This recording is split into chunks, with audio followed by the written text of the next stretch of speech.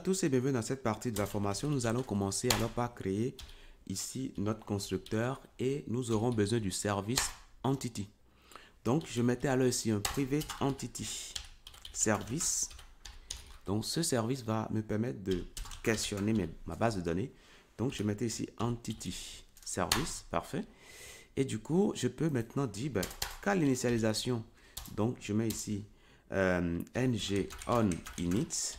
Lorsque le composant sera initialisé, eh bien, nous allons effectuer une requête pour récupérer les données. Maintenant, nous allons commencer alors par prendre l'entité. Donc, je mets ici this entity service.search search data. Voilà, c'est bien.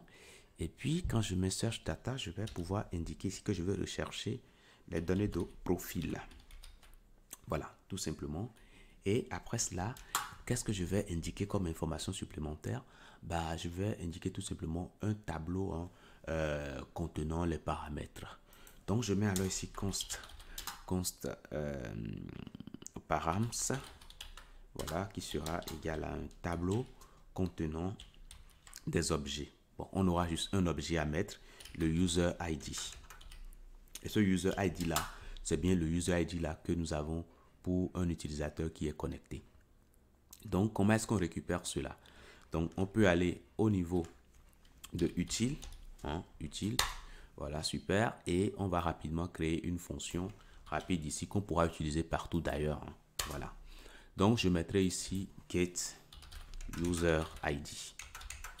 Voilà, ce get user ID va faire quoi? Il va simplement regarder si on arrive à récupérer le user ID sur le navigateur.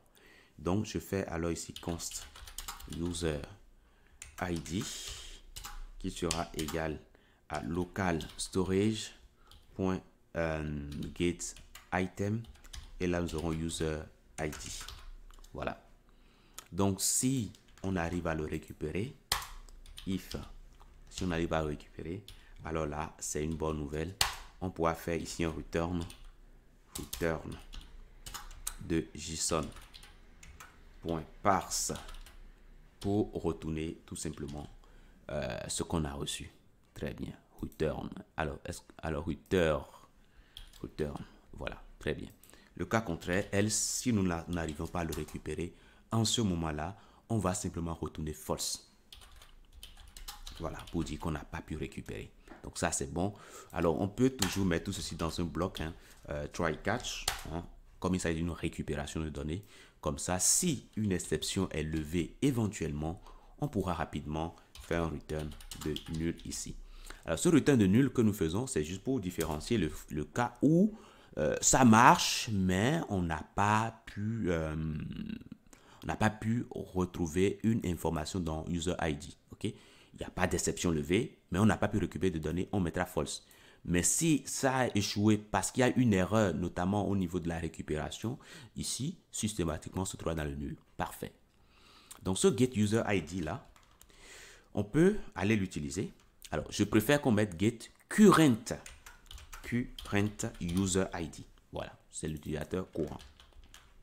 Donc, ça, c'est bon. Je reviens ici. Et puis, je peux simplement faire ici, allez, je mets const user ID qui sera égal à voilà get current user ID, tout simplement. Ça ne prend pas de paramètres. Super. Et donc ici on peut directement le mettre là comme ça. Alors le mettre comme ça revient au fait que je fasse comme ceci. Ok, comme j'ai pas envie de répéter inutilement, je peux laisser comme ça et ça aura le même effet. Super. Une fois que ça c'est fait, je vais simplement donner ici mes paramètres. Voilà, je donne ça directement ici et c'est tout. Alors, pourquoi ça me met ce problème-là? Parce que ça me dit, oui, exactement, excusez-moi. On a dit qu'on va retourner un objet qui aura la clé name égale le nom de l'attribut. Donc, on mettra ici user ID et la valeur, donc value, ce sera également la valeur récupérée, bien le user ID, CTRL Z, user ID. Voilà, tout simplement. Donc ici, faites attention, je mets une chaîne de caractères parce que le nom, c'est bien user ID. Mais la valeur là, c'est l'évaluation de user ID, l'évaluation de la variable user ID. Parfait. Donc, je mets param ici et là, c'est bon. Je sais que ceci va me retourner un observable. L'idéal, c'est de m'abonner là-dessus. Subscribe. Je m'abonne et quand je reçois une information, là, ici, je mets le nest. Voilà, quand je reçois une information, eh bien, je peux interagir avec l'information reçue. Mais là, je fais ici tout simplement value. OK? Alors, value, je pense c'est vague. On va mettre plutôt résultat. Voilà, le résultat de la requête. Voilà comment nous allons faire les choses. Maintenant que ça c'est fait, qu'est-ce qui me reste d'autre par la suite à faire? Ben, c'est simple, hein, je peux aller voir ce que ça donne dans le navigateur. Une fois ici, allez, je vais au niveau de l'interface graphique ici. Je vais ouvrir ma console sur le côté avec F12.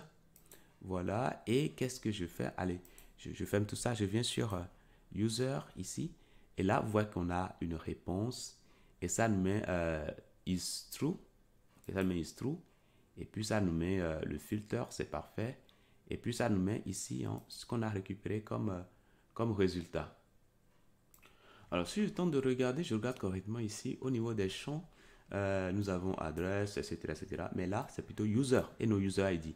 Donc nous avons fait une erreur dans les paramètres fournis. Donc je mets bien user comme ça, tout simplement. Donc en faisant cela, je peux revenir ici. Je vais actualiser. Je reviens sur la page là. Et là, qu'est-ce que vous voyez? Nous avons quand même une réponse.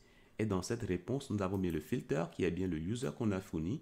Et puis, résultat, c'est un élément parce que un utilisateur ne peut pas avoir plusieurs profils. Hein. Là, ça sort vraiment du cadre de ce que nous faisons. Okay? Un utilisateur n'a qu'un seul profil et les informations de profil, voilà, nous les récupérons depuis résultat ici. Donc là, c'est bon. Les informations détaillées sur l'utilisateur dont il s'agit, on voit bien son email, le full name. Et puis voilà. OK? Donc voilà comment nous allons faire les choses. Donc, ce qu'il nous reste à présent à faire, c'est d'utiliser ces informations-là pour produire l'affichage que nous avons ici. OK? Donc, je vous dis merci d'avoir suivi cette partie et à tout de suite.